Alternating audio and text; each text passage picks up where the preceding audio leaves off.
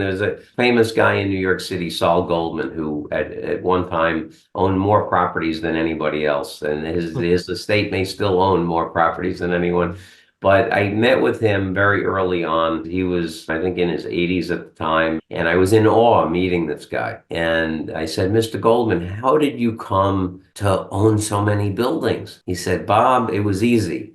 I paid more than anybody else. And so I've always been, as a seller rep, my Sure. job is to get that information out to as many possible buyers as possible, create a level playing field so everybody feels they were treated fairly, get as many offers as possible, create a competitive bidding environment, and get somebody to pay more than they want to buy the property, but they do that because they know they have to if they want to be the buyer. Love And that. again, you can't be all things to all people in this business. And I have several market participants here in New York that will say to me, Bob, I will never buy a property that you're marketing.